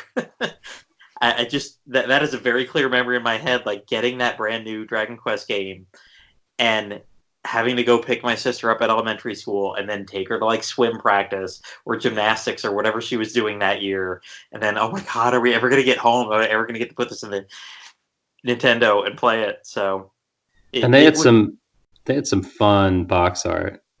Oh yeah. Oh yes. Yeah, it was like non-Toriyama, but it looked like just like traditional fantasy style versions. I think even Kanek might have had a mustache or something. It just looked very different than any Toriyama art or anything you'd see after that. Yeah, it's signed KISS, KIS, and I haven't been able to track down the artist. That's not the same guy that Sack Chief interviewed, is it? No. No. No, that's what I was about to bring up. He found the artist for 3 and 4. For 3 and 4, yeah. Yeah, I'm gonna have to track down who forgot someone from NX in order to get that name. Yeah, because I haven't been able to find anything. This is probably just a local dude. Well, the original Dragon Warrior 2 also got its own unique intro with like the characters slowly walking towards the screen from the darkness. Yeah, that was nice. I do recall that. So what have you guys played it on? Have you played it on Game Boy, mobile? Obviously, none of us have bought it for Switch yet. Well, if you played the mobile version, you've pretty much bought the Switch. Pretty much played the Switch version. Yeah, it's the same thing. But no, I've played it on all the platforms. I've played it NES, of course, Game Boy Color, imported 1 and 2 way back when, and played it on that. Had a lot of fun with that. Yeah. Now, did you import the Super Famicom version, or did you import the Wii Collect 25th Anniversary Collection? The Wii version I actually did not import because I didn't feel like modding my Wii in order to play it, and I have the pixel perfect Super Famicom anyway. So yeah, definitely. So Liam, what have you played it on? Yeah, pretty much the same except for the Famicom versions. I played on the original NES. I think the first time I beat it was actually on an emulator. Replaying it in college, maybe. So yeah, it was years after that I actually beat it for the first time, and then went back on the Retron 5 probably about 4 years ago and was like, I'm gonna, pick this up where I left off now that I know what to do. Because when we were kids, you didn't have game facts. Mm-mm. You got lost, you lost your map, you were pretty much screwed. Good luck. Had to figure out something from the guy on the playground who usually lied to you anyway. Right. You could call the Nintendo hotline, like a 900 number, and help you out, maybe. Whenever we talk about Dragon Quest IV, I did that. I actually called that 800 number for Dragon Quest IV. Nice. Calling into Redmond, Washington. You mentioned emulation. Maybe this can be a topic for a future episode, but I remember when I met the NX dudes way back when, a lot of people in that early the heyday of the internets, they discovered Dragon Quest through emulation, because back when like Nesticle was out and you could easily find NES ROMs, there were like so many people discovering these 8-bit games, and there was a lot of traffic and new forum users that found the sites. I'm rambling. I need to stop that. No, I get it. It found us through that. And Paul Hanneman, the president of NX at the time, he had said that was actually one of the things that allowed them to come back. Was people discovering it through that and having those early fan sites. It showed them, there is an audience for this. We can open up a new branch and start putting out these games again. Yeah. Wow. And so people say like emulation is evil and piracy is bad, and it is bad, but it also has an upswing too. Yeah, and because when I was in college and I was researching Dragon Quest again, because I'd heard Dragon Warrior 7 was going to come out, I was crazy excited to play. I was like, I have to play 5 and 6, and I have to, I loved 1 through 4 when I was a kid, and then I just fell off it for like 7 or 8 years. And I had that, I needed that nostalgic fix when I was in college, and here I go to the forums and find out that people had fan translated. I'd never heard of a fan translation for a game before, and yet people had done that with 5 and 6. So that helped to rejuvenate my fandom, basically, after it had gone dormant. So yeah, I totally agree with what you're saying with regards to that saving NX of America at the time. Yeah, I mean, that's how I got back into it. Honestly, it was Final Fantasy VI that someone recommended, and I had not played anything like RPG-wise. I think I had one RPG for my Super Nintendo, and that was Seventh Saga, which was done by Enix back in the day. It's an evil game. Oh, I loved it. I beat it multiple times with multiple parties.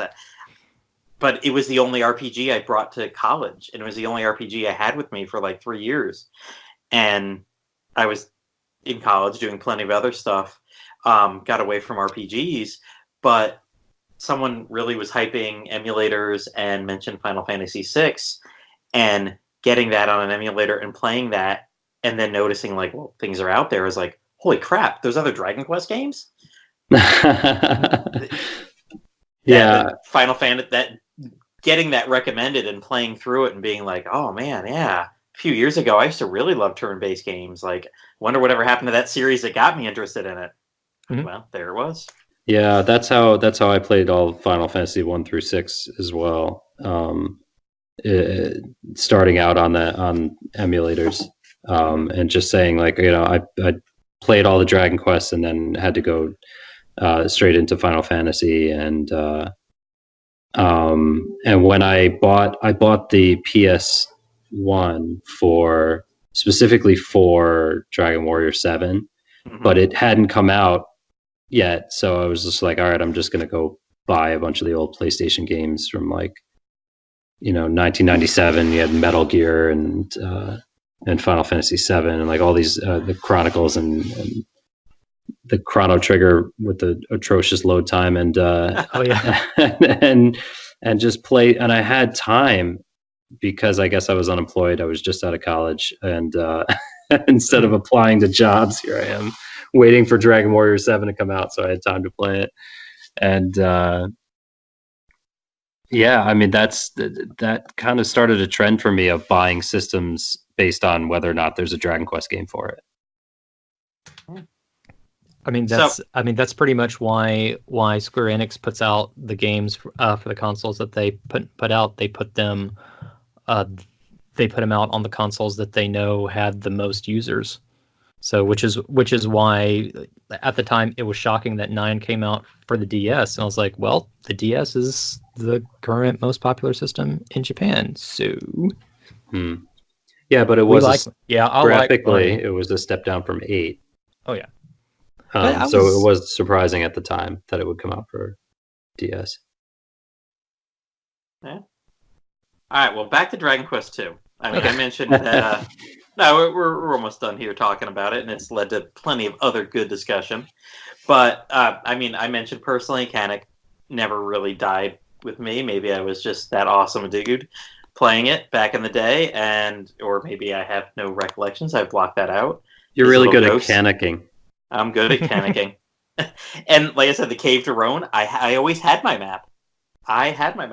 Like Dragon Quest 1 through 4 provided no real getting lost, except for one time in a future episode I'll talk about on 4. But all those maps had every city, every cave, everything numbered, and they were numbered in the way that you should do them. So it was like almost a walkthrough. I mean, yeah, you still had to figure out things, and sometimes you had to go back to places, but between those and the maps for the castles and the dungeons and the towers and the caves, I never really found it that bad. I mean, when I got through the boss rush at the end, when you had all those different ones you had to fight going up the stairs, that was a bit rough getting through that. But I did what you did back in the 1990s and NES RPGs. You just grinded for a week or so. Pretty much raised up 4, 5, 6 levels, and you went and did it again, and typically won, because you could just power through that kind of stuff. So what do you guys think about those kind of mechanics in Dragon Quest 2? Kanik and Roan and all the rest.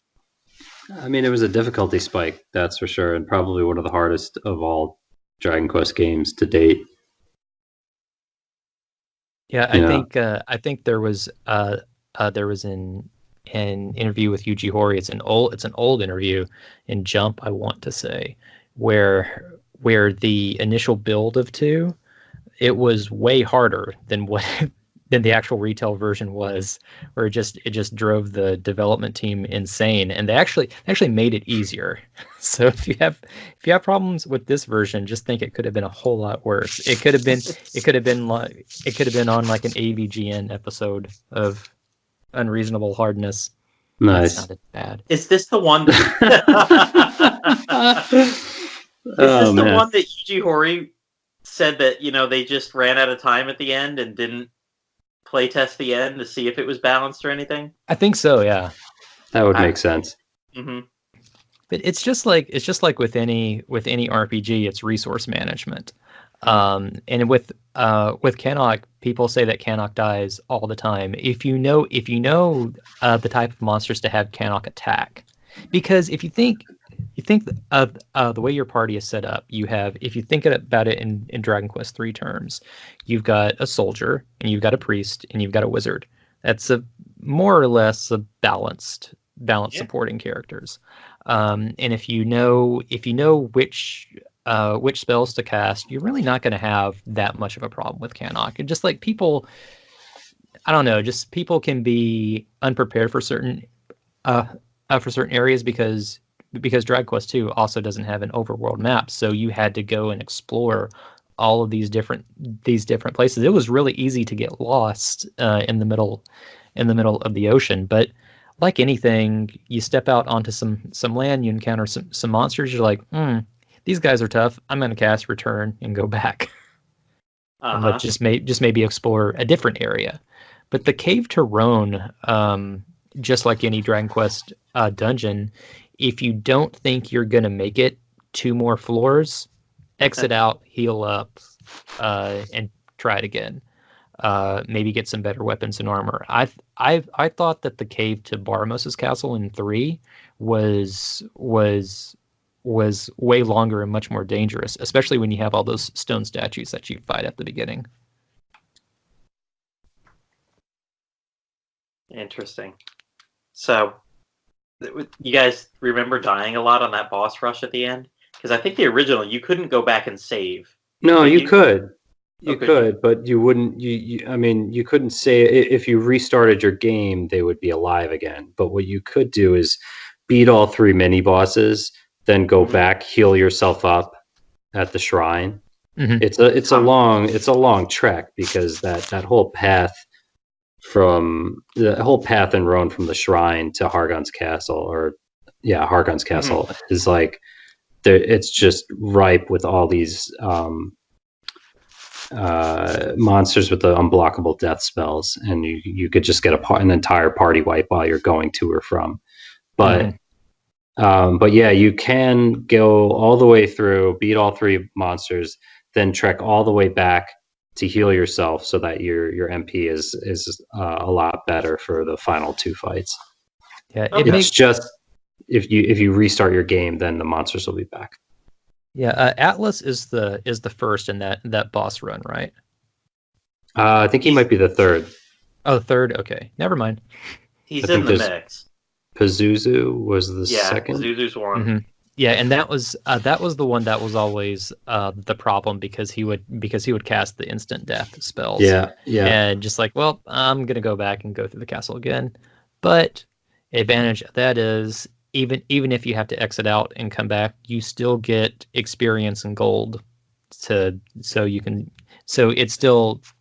you're still building your characters, so it's easier the next time. True. Yeah, I mean, I've being part of RP Gamer and being on a lot of podcasts now, and hearing people talk back about games they played in the past, and hearing how like, oh, well, man, this game you just got the game over, and this game you got this, and it didn't build up. I was always like, I always was like, well, damn it, there goes half my gold. Let's keep going. So, I mean, I never lost experience. I never experienced the game overs events. It was always you pop back up and then, oh well, you lost half your gold, but at least you're 2 levels higher. Just like if you're smart, you can generally avoid a complete wipeout. Yeah. If you know it's like, this is and like I usually don't run from battles because I think if I ran, it's just going to like hurt me more in the future, and I can phrase that better. But yeah, if it just like I won't ever be strong enough if I just keep running. Right. Correct. Yeah, I love too that whole concept of like the monsters stealing only half your gold. Mm-hmm. Like realistically, they probably would have just taken all of it, or it's not. A sport. Yeah, it's just a penalty. And then there's I think it's in the Torneko games. they actually show you if you get wiped. They show you the monsters dragging Torneko's body like out, out of the cave and tossing him out. Oh, yeah, we both played that. It wasn't the Game Boy one; it was the Super Nintendo one, didn't you? Yeah, Super Nintendo one and the PlayStation one. I love the claymation animation in the PlayStation one. Oh yes, I still have that. That's one of the. It's one of the games in my drawer. I have that one. And that's an interesting cover.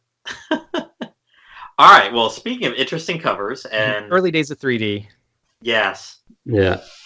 Getting that transitions us away from Dragon Quest II. And with Dwayne here, we thought it would be a good idea to talk about artwork. You know, we've got our artist. Let's talk about artwork in Dragon Quest. So, Liam, if you want to kick this off or ask Dwayne any questions or just... Well, so what have you been working on lately? Because I know, like back in the day, I guess probably like 4 or 5 years ago, I used to sign on and I could watch you actually create your artwork and you'd be playing music and everything. Do you still do that in your spare time, or? I wish I could stream more. It's one of those things I just don't have time because now I take my breaks in the morning and I take it away from my house. So, but see, it's funny because it's so restrictive now, because if I stream on YouTube, I can't play music. And if I stream on Twitch, I can't play music either. So it's just basically me saying really stupid things to nobody. Is that no fun? Is that you can't play music for copyright reasons? Mm-hmm. Oh, okay. So what was the platform you used to? Or Spotify or something. Okay. What was the platform you used to use? Because you take requests and I'd be like, play some Dragon Quest. Yeah. I used to stream. Oh, it changed its name a bunch of times. Not Justin, because it turned into Twitch. Not live stream or Ustream. Live stream maybe. Live stream, but the account is long dead though. I haven't streamed in years. I want to though. I remember I used to have the app and I would get like notifications. Like it would pop up on my phone like Dwayne is streaming now. My one of the favorite things that I used to do, just like as a joke, I would put sexy in the title of all my streams, just like Sexy Saturday, and people would come in and just see me painting trees and they would leave immediately. Never stop being funny. But I got a lot of followers from that, and they were following me and just a whole bunch of porn channels. And they were all from like the Middle East. It was the weirdest thing. It's like maybe I'm big in Pakistan. I don't know, but it's just like. But so for like a solid week, I would see just like how many people I would get to come into the stream just by putting sexy in the title and then just watching them leave. So how did you first discover Toriyama? So it was funny. I enjoyed the Dragon Quest series as Dragon Warrior, which had very radically different artwork. So when I was a senior in high school, there was that was about like 95, 96 is when Akira Toriyama really hit America. There were certain people who knew about Dragon Ball. Actually, the first 13 episodes of a Dragon Ball dub had started airing in syndication, but it didn't look like Dragon Ball Z. So there's this big flood of Toriyama stuff. So Dragon Ball was kind of finally catching on in America, and then I noticed Dragon Quest 6. So when I would see Dragon Quest 5 in publications and stuff, it would always be the same screenshot. So I never saw any artwork from that. So because Dragon Quest 6 had such an upkick in graphics, they started including the artwork with it. And I was like, oh hey, this is the same guy. I didn't know that this was the same artist that I enjoyed. And then Chrono Trigger came out, and that was, I was like, whoa. It's actually one of my holy grails. I have Chrono Trigger assets, which it's not a complete set, but most of what's in it are the little scenes, and it's not a web image. It's the full 300 DPI 11 by 17 camp board, and just like I can zoom in to 100%, and I can see where the ink went out of the lines just a little bit. I'm just like, oh yes. And I will never use it for profit or like anything. I'm just going to use it to just admire it and drool over it and tell myself, okay, he makes mistakes too. It's okay. So that's pretty cool. So I became a fan that way, and that's an interesting little chunk of time in his career, because after he quit Dragon Ball, he did a very different style change. So if you look, because he just didn't want to draw anything like Dragon Ball anymore. So if you look at the character designs from 6 to 7, they're very, very different. It's also when he started using Photoshop too. Well, he's been quoted, and I say recently here, but probably in the past couple of years, as I think he was laughing about it when he said it, but he was like, if I knew that the series was going to go on for 30 years, I never would have signed on. Yeah, it's just like, it's weird. It's weird because he has such an amazing just body of work, and he doesn't have any social media or anything, or an agent or anything. So you just find new Toriyama artwork randomly. It's like there's this mascot for this manga school in Japan. It's like a hippo, and he drew this giant mural, and people didn't even know about it. Just like walked by it on the street, and I was like, oh hey, that's new Toriyama artwork. Well, he's one of those guys that he likes his privacy and everything. He's rarely interviewed. Mm-hmm. Rarely even shows up. The photos of him are all from like the 80s.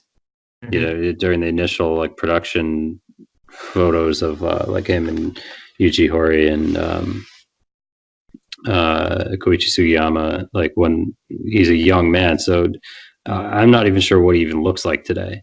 He's 64 now. There is a recent photo of him, but it's not a flattering article. So just basically there was a real estate scandal with a lot of manga artists that he was involved in. I think he was very indirectly involved in. I just think like he told an investment guy just like handle that, and the investment guy did it. So and someone actually caught him on the street jogging. So that's so it's sad like that's as far as I know the most recent photo of Akira Toriyama. He also did the character designs for the real estate scam. Yeah. Paradise Papers. Which is sad. It's like, and I don't think anything has really come of that, so he may have been cleared in it. Just the way the media works, you hear about a scandal or a lawsuit or something like that, and it can be resolved and they never report on it. So, or hardly ever report on it. But I think he came to America once when Jump started. So that was I think his first and only American appearance. I'm just looking at this photo. I found the photo of him in his tracksuit. Yeah, looking really unhappy that someone's taking his photo because it's probably the first time in like 30 years. Yeah. It's like, how did you recognize me? And please don't talk to me. My lawyer's handling this. Please don't write an article and post this photo. He's as unhappy and as you could imagine someone being. I think there is a much happier photo of him with the Blue Dragon team. I think he visited the studio one time. That was a game that when my wife and I first moved in, we got engaged and we moved in together. For 3 years, my wife's brother lived with us.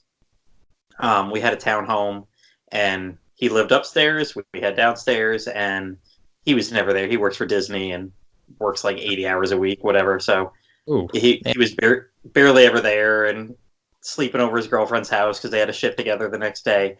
And it was the first time in my life that I lived where someone had an Xbox, and I was like, oh, I can finally play Blue Dragon. So I don't think I was living there like more than 2 weeks, 3 weeks. I had moved in over Christmas break, and I was like, oh shit, I need to get Blue Dragon. That's my chance. Yeah. It's like, yes. Within a month, it had the red. I learned about the red. What is it? The red dot of, not the dot. Yeah, the red ring of doom. The red ring of death. Oh, okay. It happened to him when he was playing a shooter, and he's like, oh yeah. And I think that's the day he went and bought a PS3. And I was like, no. yeah. That game has not been re-released for anything else. So so I played half of Blue Dragon. Was that like Japan's attempt to get Japanese people to buy an Xbox? I think so. It didn't work. It didn't work. They tried really hard though, so I mean, A for effort. There were apparently many sequels that came out on DS or whatever. I listened to a podcast one time on it, and they just kept going. I'm like, what? I thought this was like a one-off game. Like, there was a few more that that increasingly did worse. Oh, that's a shame. I've got some of the assets from the DS games, but I don't think that's like Toriyama artwork. Mm-hmm. So when is it Toriyama and when isn't it? You can tell sometimes with a lot of his styles, his heads are a little bit bigger, but it really, what it comes down to, and this is super dorky, borderline obsessive, but his line weight for his line art, it has more of a wobble to it. When his art directors and staff do things, their lines are much more smoother, which you can tell they're using lazy Nezumi or something like that to kind of smooth out those strokes. I've heard Toriyama, when he does stuff, it's very just bare bones, just like old style. He'll just draw it straight, and so it has his stuff. While the color is very smooth, the line art tends to have like a little bit of a rougher to it, more of a natural weight to it. Gotcha. So what do you think of the constant comparison between Dragon Quest and Dragon Ball? It's kind of frustrating, because when the hero was announced for Smash, everyone was like, same face. I was like, right. All right. It has to be really frustrating for an artist to have for a snapshot of your entire career, 64 years, just this snapshot of like 5 years tops, when you were super overworked and have to put out so much. Just like that's the snapshot, and that's been copied over, and that becomes the face of your work. So when you see Dragon Ball and a lot of the Dragon Quest designs, they were done at the same time. So and you can tell, just like sometimes he has a little bit of the same face, is because you can tell he's trying to get as much of this out as he possibly can, because not only did he have manga pages to do, he had like title pages and posters and other designs for things. But if you look at his work now, like, I'm going to say he had a style shift around 2004 when he started doing Dragon Quest VIII and the Kanzenban covers for Dragon Ball. The stuff that he does now, and what's always fun about Akira Toriyama is that he's always been really good basic anatomy. His proportions, while cartoony, they're always very well rendered and very un-manga / anime style. He's very unique in that sense. But if you look at his modern stuff, I don't think looks anything like his older Dragon Ball work. And even the designs that he's doing for like Dragon Ball Super, everyone is not super pumped up. If you've noticed, everyone is pretty slender now. It's like they all have like a size 0.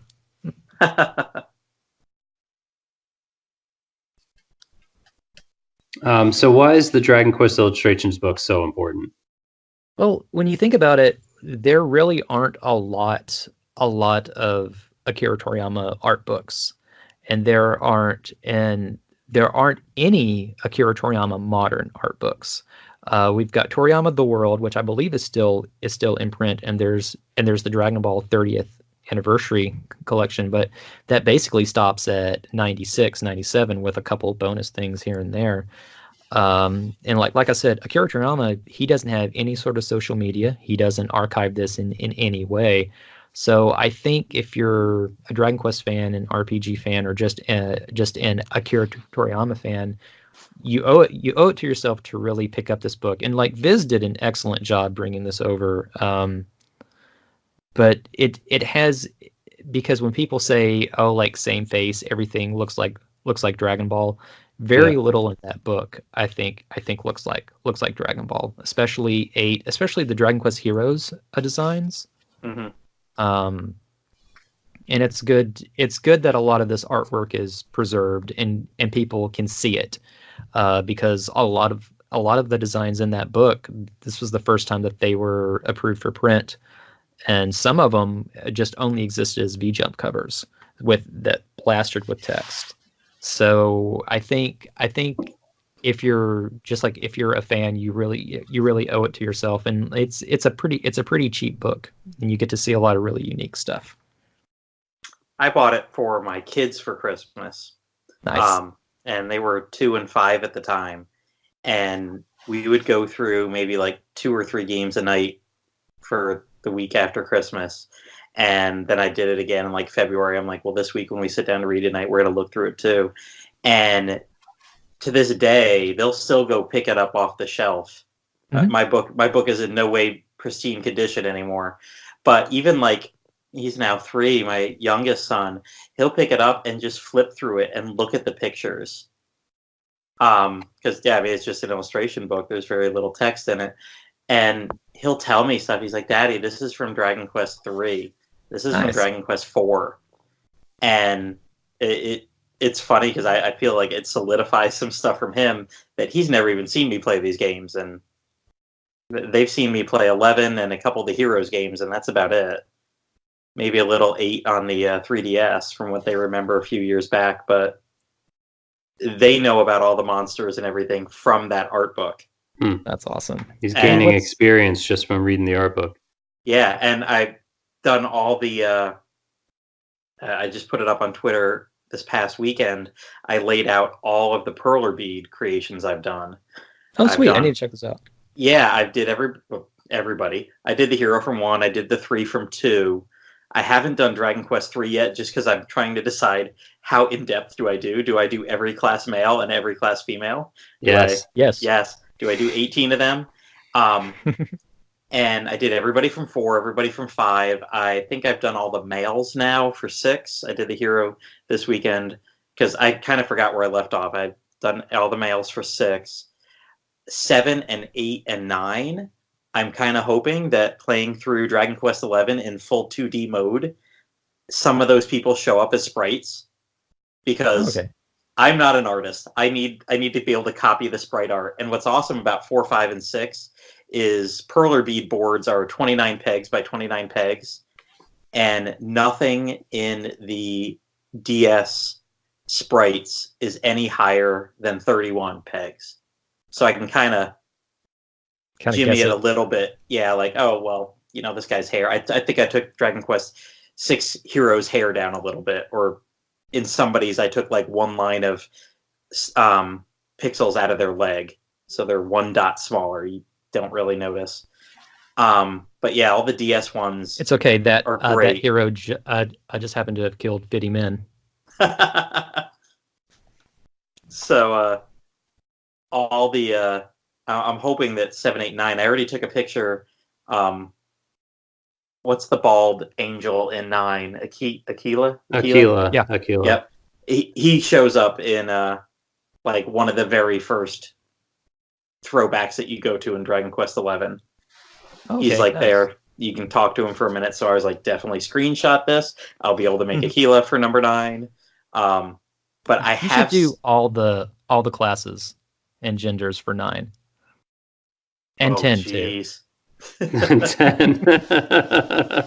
And 10. Well, all the classes for 9. It's like, but what do you do? Because I mean, the hair could be whatever. I mean, I kind of had to deal with. Let's give a shout out to our new sponsor, Perler Beads. Yeah. Oh gosh, you got to do every instance of every hair eye combination color.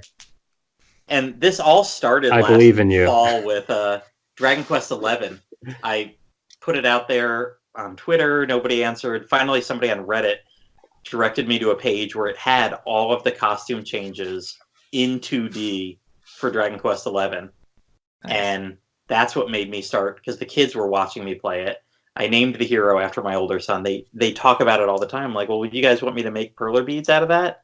And we didn't have many different colors at the time, but I was able to do the entire cast.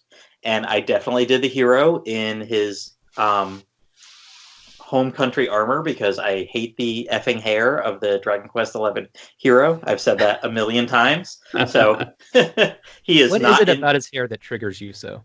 Just that long. He's got a long butt cut. That's what it is. It's a butt cut that got too long. He's a skater boy from my middle school years. Yeah, he's Ryder Strong in Boy Meets World.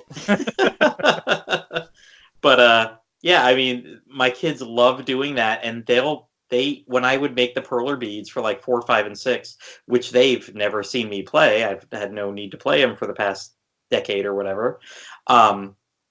They'll take that perler bead and they'll run over to the Dragon Quest art book and flip through it and be like, "Oh, this guy was in Dragon Quest 6."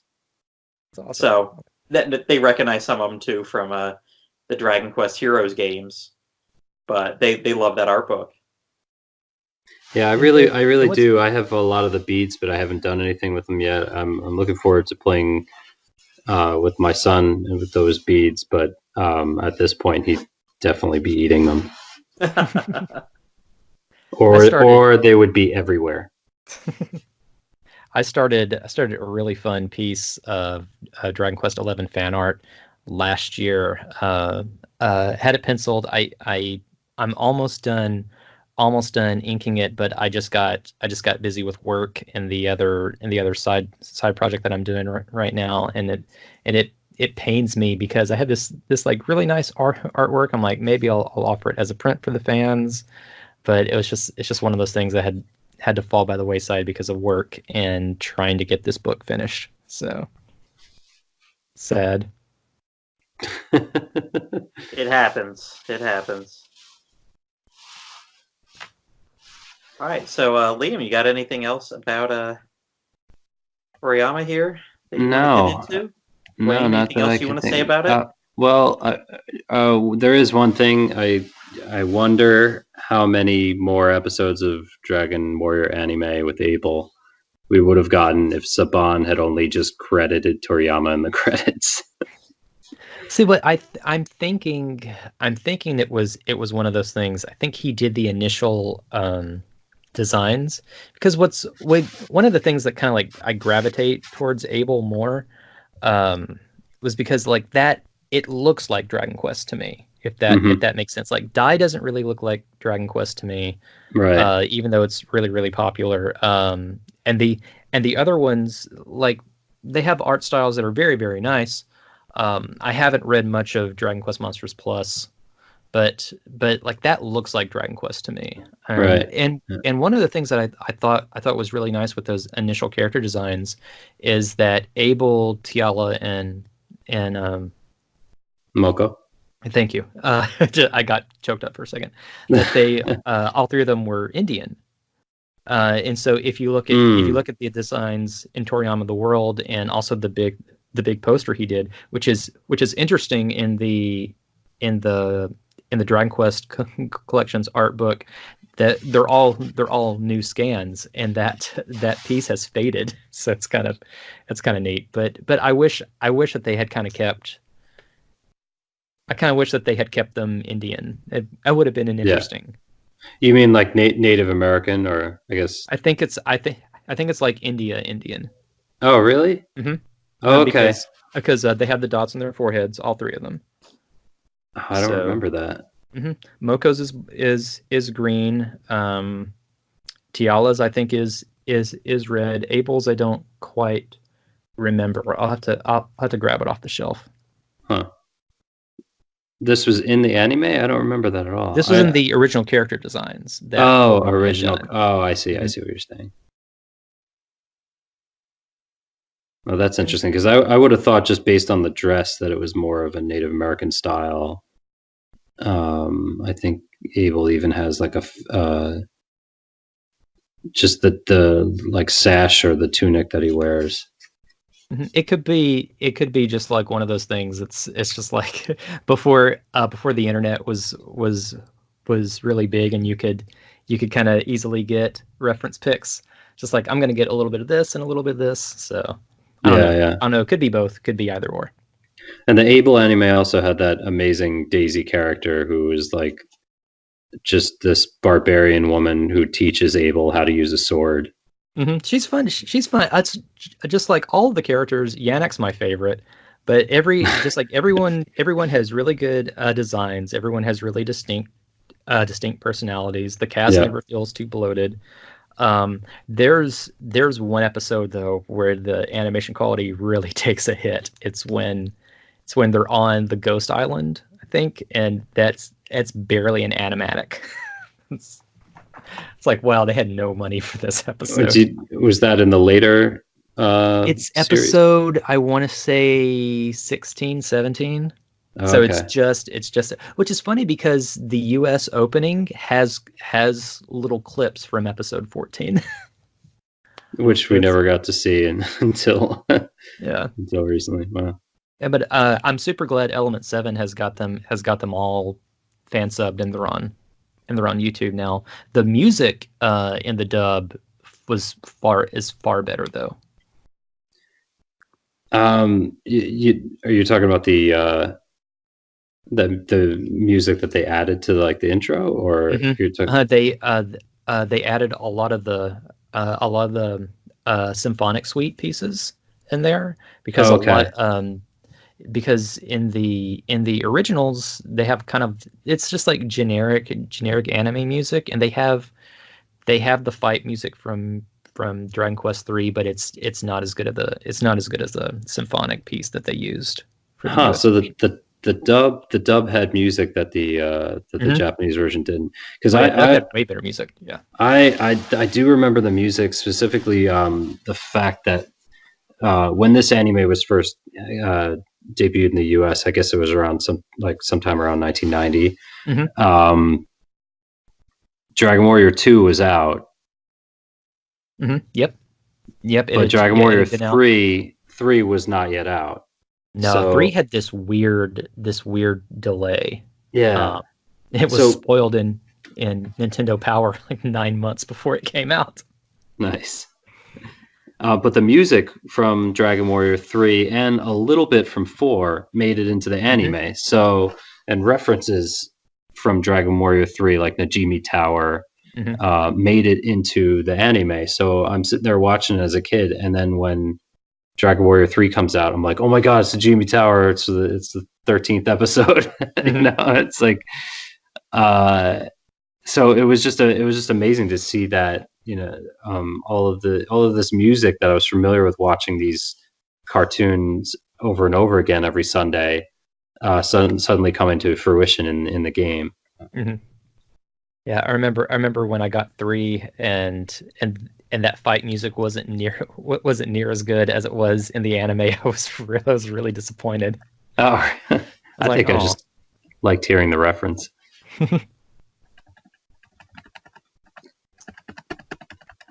Well, all right, Liam, I see you clicking around our show notes. Yeah, I think we're out of notes. I think we are. This whole thing has been scripted, the entire thing. Mm-hmm. Nothing has been impromptu. Page 97 is complete. So yeah, I think that's it for tonight. Thank you, Dwayne, for joining us, and thank you very much for having me. This was a lot of fun. Have me back on anytime. Awesome, and thank you so much for the artwork that you've provided for all of our social media accounts. You're welcome. It was it's always fun to do. It's always fun to do Dragon Quest stuff. So, and it's nice to see that there are more than 5 American Dragon Quest fans now. They're all Smash people that don't know anything about the series, but hey, that's okay. If I see a Dragon Quest fan out in the wild, because I'll wear slime shirts. I've actually got a Batman shirt that instead of the bat symbol, it's a Draki. And somebody a couple weeks ago saw it and recognized it. I'm just like, yes, Dragon Quest fans get hugs. Oh man, I got to see that. Is that on? Is that still available for sale? Or yes, it should be. I got it from tpublic.com. They have a lot of really good Dragon Quest shirts on there. Nice. Well, that's pretty cool. We do want to thank Dwayne Bullock, who is our resident artist for the Slime Time podcast, and thank you for coming on the podcast today. Please consider joining tons of DQ discussions at Dragon's Den forums, perhaps one of the remaining not dead forums on the net. You can find it the Dragon's Den main page at www.woodus.com/forums. Yes. You might have noticed something that has been missing from this podcast and all of our podcasts. Any mention of Patreon or other ways to donate to us. Don't worry. We're not going to mention that now or ever. We're just longtime fans. We exist. Give us money. We exist. We are. But if you do feel the need to give somebody money, go over to that website that Liam just mentioned, the Dragon's Den. The owner, Brian Woodus, we've had him on a couple episodes ago, chatting about Dragon Quest XI, and I'm sure he would appreciate anything that you do. He's got a button there, support this site. Also, he's got links to tons of Dragon Quest games that are all available nowadays on Amazon, so you could not even send a penny directly his way, but go through Amazon, get yourself an awesome game, and they'll give some money back to him. Yeah, because we're not getting paid for any of this. Just like every fan site you see out there, especially Dragon Quest stuff, it's made by people who love the games, and we track all this stuff down and put it out there because we want you to see it and we want you to enjoy it as much as we do. Very much so. Special thanks to Descendants of Erdrick, video game tribute band from Austin, Texas, for doing the intro and outro music, or for allowing us to use it. If you like what you heard, check them out. Their most recent album, Advent, is available at descendantsoferdrick.com or on Twitter at doferdrick. Or go see their band leader, Amanda Lepre, live on tour as the guitarist for Andrew WK. And finally, if you are looking for more Dragon Quest podcasts, you can check out our earlier episodes or log on to the Dragon's Den and hear Dwayne and some of the original episodes of Slime Time from, I think, 6, 7, maybe 8 years ago plus. And also, there's a couple other great podcasts going on right now. You got the very PG-rated Southern Charm of Austin and BJ on Dragon Quest FM.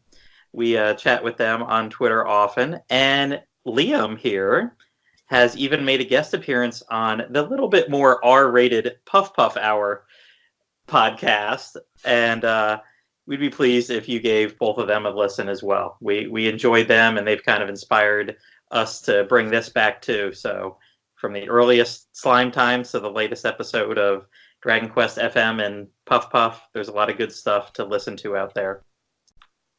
So thank you all. Have a good night. Thank you, Dwayne. Thank you, Liam. All right. Thanks, everyone. Thanks for me. Keep on keeping it gangsta with your G's on the west side. Now we got to follow that. Okay. All right. This is Slime Time, sliming off. Have a good night, everyone.